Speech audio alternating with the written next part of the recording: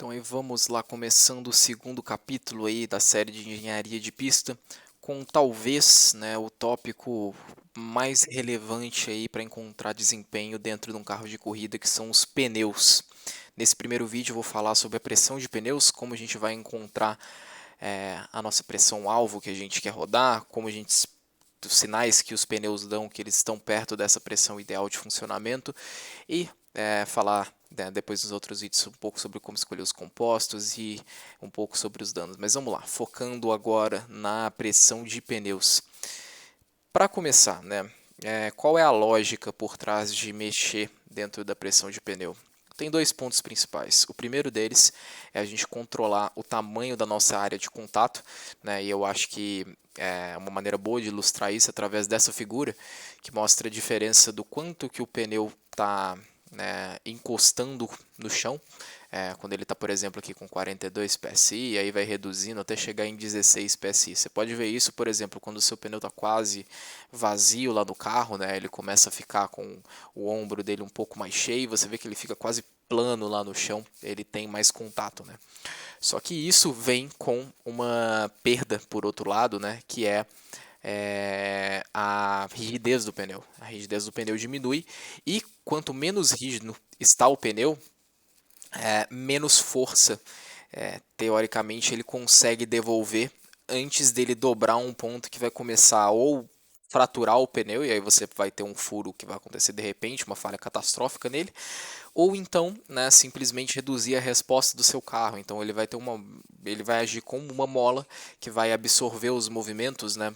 Pensa que nem você tem um balão, né, de festa. Pensa ele cheio, que você encosta nele, ele já começa a mexer, ele pula muito na hora que você aperta e solta, e um balão mais vazio ele já consegue absorver mais movimentos, mas aí por outro lado também ele não quer mexer tanto, ele fica mais lento com as reações de você empurrando o balão. Bom, mas deve ser só eu que fico brincando com balão de festa pensando em pneu de carro de corrida.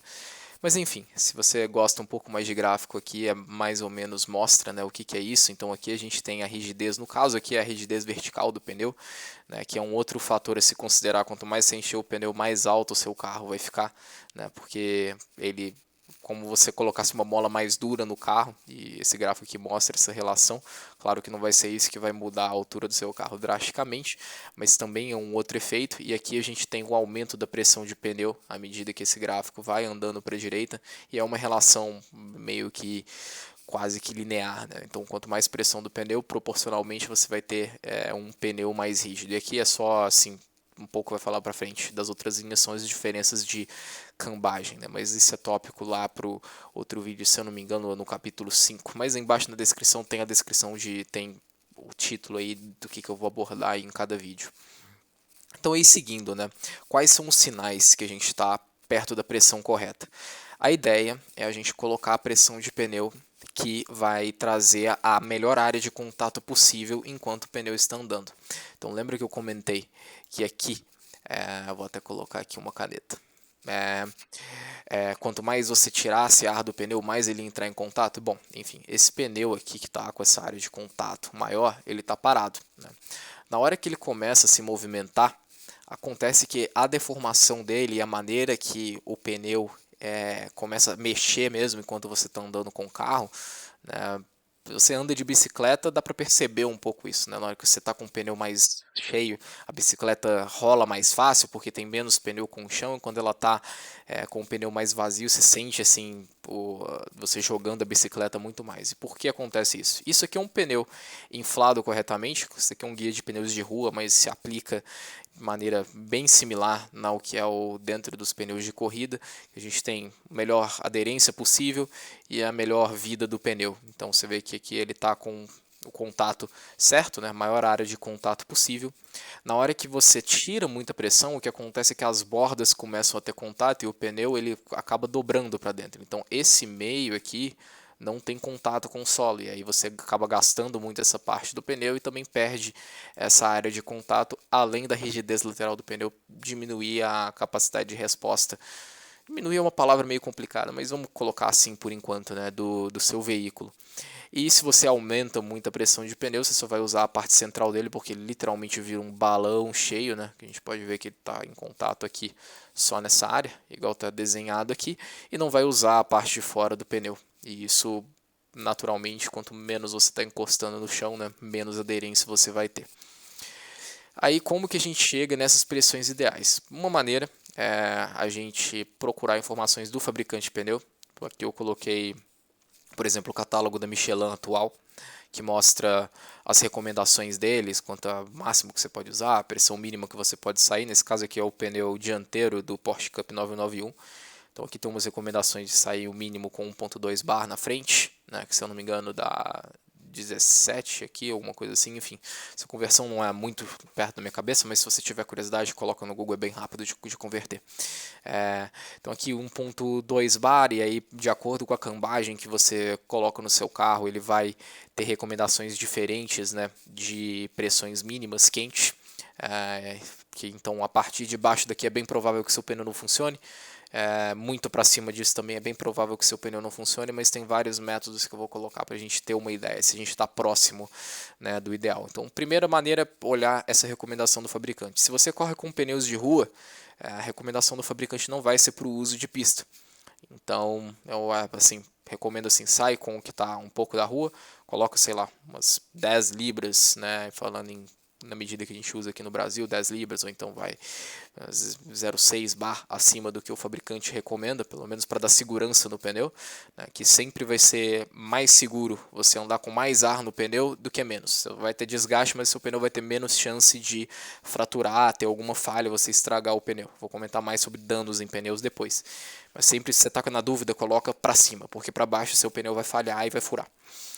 Então coloca um pouco para cima e aí começa a aplicar esses métodos, né? Um deles aqui, por exemplo, isso aqui é uma volta de formação em carros de Fórmula 1, né? Você vê que os carros estão próximos aqui, então o pneu ainda não, principalmente os dianteiros, ainda não chegaram na temperatura inteira, tanto que você vê que o carro da frente na mesma escala está mostrando que aqui, né, tá muito mais quente do que essa parte aqui do pneu, por exemplo, que não está aqui nem dentro da escala, quem dirá aqui. E como essas cores aqui estão mais, né, próximas aqui desse amarelo, a gente vê que as bordas do pneu estão mais quentes, que é compatível com a situação. Volta de apresentação, quer dizer que os pneus não estão ainda na pressão que eles vão estabilizar, provavelmente, né, por mais que esteja com aquecedor e tudo. Ele perde um pouco de temperatura, e aqui talvez seja a primeira volta que ele está acelerando, e ainda não tem pressão suficiente para estar equilibrado, né? Vê que o traseiro, que é mais fácil de manter a temperatura, por patinar a roda, até a roda de tração no Fórmula 1, ele consegue, né, manter essa temperatura mais próxima aí do que seria uma área de contato ideal, que é teoricamente você quer tudo que esteja da mesma cor, que você está usando todo o seu pneu, né? E nas retas seria até bom tirar um pouco para tirar a resistência ao rolamento, mas não é possível. Então aqui que a gente vê o pneu aqui está um pouco mais quente aqui nessa área e nessa área. Então provavelmente ele está com um pouco a menos de pressão, está mostrando, né, por aquele outro desenho que eu mostrei. Então provavelmente ele aceitaria mais pressão nesse momento. Se você chegar com alguma maneira de medir isso, vou mostrar algumas maneiras, né, no próximo slide. Ver isso no box, então provavelmente você pode encher mais seu pneu que você vai ter um resultado melhor. E desse lado aqui o que acontece, né?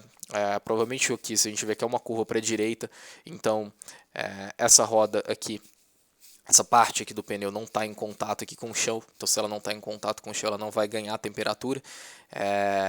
E aqui está em contato com o chão sem muita carga, também facilita o pneu perder temperatura, então está mais frio, ele só vai esquentar aqui do lado. Então isso aqui é provavelmente resultado da cambagem, da condição que a curva está colocando aí no pneu. Não dá para dizer muito sobre a pressão, né, nesse ponto aqui.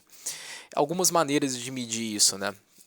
Tem sensores que vão desde dentro da roda, que até chegam a medir a pressão do pneu em tempo real, né, pela válvula aqui. Vem uma bateria que manda essa informação para um módulo wireless, que é o módulo de recepção, e aqui é esse módulo de medição. Alguns deles pegam a temperatura do ar dentro do pneu, e até tem um array seria isso em português, meio que um feixe infravermelho que pega a temperatura em vários pontos, né? Hoje já chega até 12 pontos para fazer uma demonstração mais ou menos assim, né? Do que está mostrando aqui. Isso pode ser instalado, tem alguns sensores que vão até dentro do pneu, igual está aqui, para você pegar a temperatura da carcaça, e outros que você instala no chassi ou em algum ponto para medir a temperatura fora, e aí você consegue analisar esses dados depois, né? Então aqui por esse pneu, pelo que a gente viu, né, provavelmente nessa situação ele está com um pouco a mais de pressão do que o ideal, né? Se a gente diminuir um pouco a pressão, a tendência é que essa parte aqui caia um pouco e aí você consiga subir um pouco mais isso daqui, aqui vai subir um pouco também, e usar mais melhor aí o pneu e provavelmente vai ter mais aderência. Então provavelmente esse pneu está um pouco acima da pressão. Então a temperatura, né, diz muito sobre como o seu pneu está operando. Você vê o tamanho da área de contato, né, que ele está tendo. Então se onde está aquecendo mais é que ele está em contato com o chão. Se ele estiver sob esforço em curvas, né? E na reta a mesma coisa, ele vai perder temperatura mais rápido enquanto ele estiver em contato com o chão. Então esses são os fatores aí para olhar se a gente vai para cima ou para baixo na pressão de pneu. E às vezes é muito sensível, né, gente? É coisa assim, conseguir medir ele numa precisão de, a gente está falando aí de 0,05 bar ou 0,6 PSI, é importantíssimo, que isso faz diferença dentro de um pneu de carro de corrida. Às vezes você sai meia libra para cima ou para baixo do ideal, vai perder desempenho. Então é muito importante a gente conseguir medir isso de maneira consistente, seja isso com medidor analógico, digital, não importa. A escala dele pode até estar errada, ele pode até estar falando que está medindo 30, quando na verdade o pneu tem 20. O importante é sempre medir do mesmo jeito, com um procedimento que você consiga repetir ele de diversas vezes, né? É importante ter alguma coisa mais precisa para seguir as recomendações do fabricante, né? Que nada adianta o fabricante falar para você usar, sei lá, 35 libras e você medir 35 e o seu 35 ser 27, por exemplo. E aí você já acha que o fabricante fez tudo errado, na verdade é só o seu sensor, que a maneira que você está medindo que não está legal.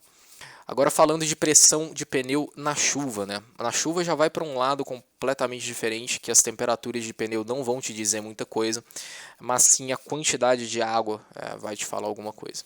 Aqui é um pneu de rua, pelo menos é o que descreveu aqui na fonte que eu peguei.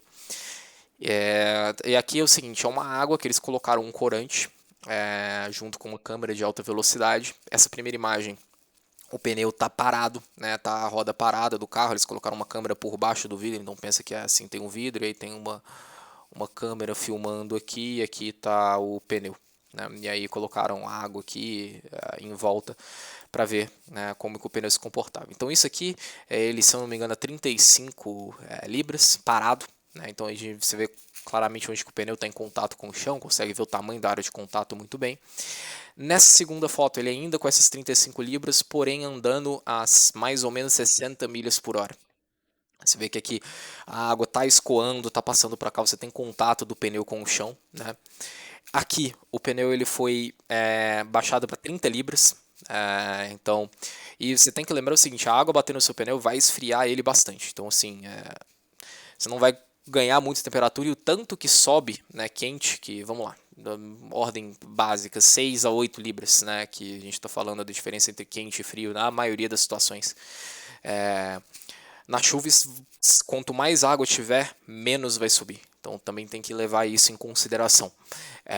Então aqui, isso é com 30, você já vê que já começa a ter um pequeno acúmulo de água aqui, começando a querer aquaplanar um pouco, né? Que a gente tem um filme de água, então isso reduz a aderência, e isso aqui com 25 libras, né, nesse pneu. Os valores podem estar diferentes, lembro que é isso, confira aqui nessa fonte para ver se são esses mesmos. Mas aqui provavelmente esse pneu, se você tivesse indo um pouquinho mais rápido e se baixasse um pouco a mais a pressão, ele já aquaplanaria. Então você já vê que já tem pouquíssimo de contato do pneu aqui, que a gente tem um contato mais forte, né? Onde está mais escuro. O meio do pneu, que é onde faz a maior parte do escoamento da água, já praticamente está flutuando já sobre a água. Então a aderência que você vai ter é muito menor. Então, bom, a pauta aí para hoje era essa, né? Eu acho que pneus são a parte mais importante que você vai ter dentro de um carro de corrida para trabalhar, e acertar a pressão de pneu é fundamental. E com essas ferramentas você já consegue ter uma boa noção de como ajustar né, essas pressões. Se você quer procurar mais um pouco, né, procure sempre na internet, tem vários lugares, tem esse catálogo, já fala muita coisa, então tem bastante material do fabricante, mas sempre teste, né, sempre teste o que você é, pensa que pode estar dando certo trabalho com os sensores e o mais importante, né, tem uma maneira consistente de medir esses pneus e fazer esses controles da maneira que você tem. Se você tem condição de comprar um calibrador de 300 libras esterlinas, que bom, mas se não tiver, tente ser o mais consistente possível com o que você tem. E se você tá, né, apertado de orçamento, procura equipamento analógico, porque a parte de processamento do dado vai ser toda sua. Você vai estar vendo o que está acontecendo lá, e aí você com certeza vai ter uma medição muito mais consistente do que um processamento digital que você não sabe, né, para onde ele está andando, né? E aí falando um pouco, né, os medidores que você encontra nessas lojas de ferramenta que mostram lá digital, geralmente não são precisos o suficiente para se trabalhar com corrida.